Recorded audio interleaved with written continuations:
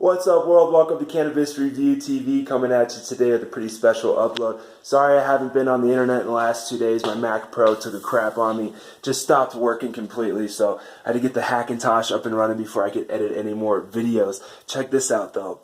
Still just nasty and snowy as can be out here. Oh man, it's still winter up here on the mountain. Supposedly this has only happened twice in the last 30 years that snow has fallen this late into the season here in Colorado, but man, I just wish it would go away at some point. But yeah, I just wanted to come at you guys with a pretty special video today. I wanted to upload and share with you guys me talking on the radio. I got invited to a local terrestrial radio show here in Idaho Springs, Colorado that broadcasts around the world, and I had the opportunity to talk about hemp and the hemp plant. So I want to share that with you guys in Cannabis Review TV. This is what's known as the Broccolicious 360 Special. We're going to start the show out with a little something special. We've got a specialist here in the marijuana grow industry. His name is, we'll call him Dane. Dane is he's very knowledgeable. And he's going to give us kind of an overview of the state of the crop in the state of Colorado. Mr. Euler? Hey Brock, thank you for having me tonight. Last time I was on your show, I talked about 3 major splits in our industry here in Colorado, and one of them was the production of hemp, so that's what we're going to cover tonight in today's show. Hemp is a very interesting plant. It's been with us for a very long time, over 10,000 years in fact. And it's very, very similar to the cannabis plant. It consists of long fibrous stalks containing of no more than 0.03% THC, and that's what classifies it as hemp, so it can be used for industrial purposes.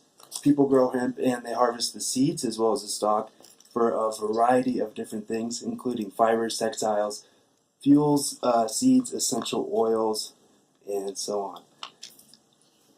You mentioned fuels. Would you like to elaborate? Yeah, you can use hemp in the production of biofuels. Just as similar as you would use corn to make ethanol. Really? Well, this is news to me. Of course, I'm a little ignorant. Ford actually made an entire car out of hemp back in the 30s. It's pretty interesting. So we can have a car made out of hemp and both fueled by hemp at the same time. That was back in the 30s? Yeah. Hemp's been around, and in fact, that's when hemp was banned. The production of hemp was banned in the United States in 1937. So this has put our country at a setback in the global market. We have to purchase all of our hemp for our hemp products from other countries for the last 60 years or so. That is quite a drop of knowledge there. But that's changing here in the state of Colorado. Since we passed Amendment 64 in 2012, there was legislation in that bill that allows for industrial hemp to be grown in the state. In the following year, we had the Industrial Hemp Act passed, and this bill covers everything from registering, research, testing, licensing, exportation, and general guidelines and rules, and what to do if farmers are in violation of those rules. Pretty much everything to do regarding the farming of industrial hemp here in the state of Colorado. Wow. What do you see as some of the great economic shots in the arm of what's been going on? There's a tax revenue that's going to be collected off the farming of hemp. There's also funds that have been raised by the licensing to help kind of fund the agency overseeing the regulatory board of hemp here in production here in Colorado. In the long shot, hemp production as a whole is coming back online in the United States. We have 9 states now that allow the growth of hemp, and last year in the Farm Bill Act, they slipped in some legislation that allows universities to research hemp and some of its uses. Some of the states that are online next to possibly run through legislation, legalization, can you share with us some of those? We just seen medical marijuana come online in New York just a few months ago. They're passing out licensing there as well as Illinois. So if you see the domino effect happening in those states, I feel eventually recreational use will be allowed as well. We've already seen it in Oregon, Washington, Colorado. I believe California is going to be the next big market and the big the big one. Absolutely, yes. It's where everybody wants to kind of be right now. It's very unregulated, and I feel regulations are coming, and they're going to allow for the adult use of cannabis in that state very shortly.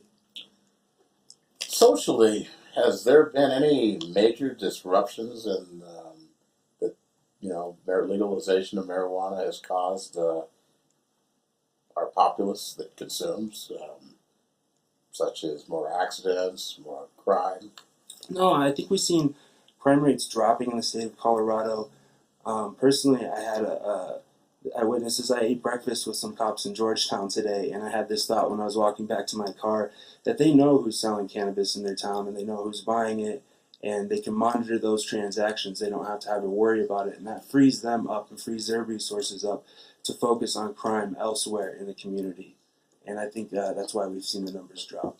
I think that's a wonderful thing. How about driving instances and incidents? That has been a heated debate here in the state. My friend Melanie has actually been in the news several times for a DUI case. The state has nanograms of THC, a limit that is allowed in your blood. If you surpass that limit, they can charge you with a DUI.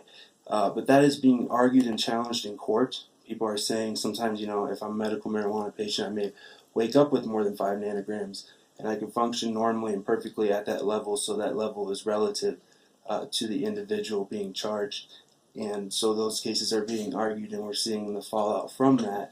But so far, I don't think I've seen more accidents. I don't think we've seen anything negative as far as cannabis on the roads. Ladies and gentlemen, we're going to go to a brief break, and I want to thank Dane, and he's going to resume after break. Thank you for listening to KYGT LPFM, streaming at kygt.org around the world.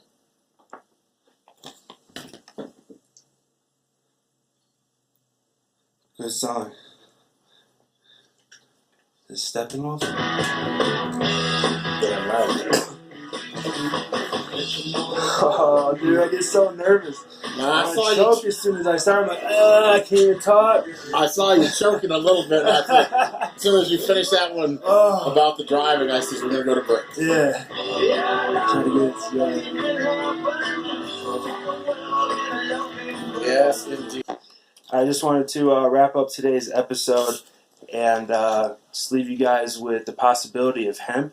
It's a huge potential market here in the United States, especially in Colorado, $1 billion market of everything from textile, clothing, soaps, to building materials, and so on. And that's what's happening in our state right now. We're seeing a huge revival of the hemp industry and a rediscovery of the lost knowledge of hemp farming and hemp processing and a lot of the materials and stuff that you can manufacture out of the hemp plant. So it's really cool. In fact, we host every year, and there's been for the 3 years now, the Northern Colorado HempCon. And this last year, it was held about a week ago in Loveland, and it hosted over 130 vendors, 70 plus speakers, had a bunch of media and just businesses networking and expanding the hemp community. So really exciting stuff happening here in Colorado. Yeah. A lot of states have the image that Colorado is filled with a bunch of bozoed stoners wandering around. And truly, that isn't the case, is it? No, not necessarily. I don't think there's any more than there were prior on Pearl Street and in the 16th Street Mall. But no, Colorado is actually filled with a lot of businesses and a lot of corporations and a lot of people just expanding knowledge and research in this industry. It kind of sets the stage for the rest of the world as they spotlight into the state and observe how we regulate cannabis and how we operate legally under the model that we do. I have friends out of state that think we're all sitting around on a sack of seed, stoned, seeing Twilight. It's sort of hard to re-educate them, They have this Rocky Mountain High image thing from the John Denver days, and then now that everyone's, they've legalized taking all the holes and bars off marijuana, they think we're a bunch of stoners out here. I want you to dispel that image. No, that is not the case. That is not the image that you get driving through Colorado. In fact, a lot of these small towns fight really hard to maintain their image that they have always maintained here in Colorado. Breckenridge, for an example, they moved all their dispensaries down to Airport Road and so on. And you don't see people stoned out smoking in the streets. In fact, it's illegal to publicly consume if you are using it recreationally. So. Well, I want to thank you for coming on board. I want to thank you for all of your knowledge, and I want to welcome you back at a future date. Definitely. Thank you for having me tonight, Brock. You bet. And we're going to return to our music format, and again, this is KYGT, LPF, and the sound of the Rockies.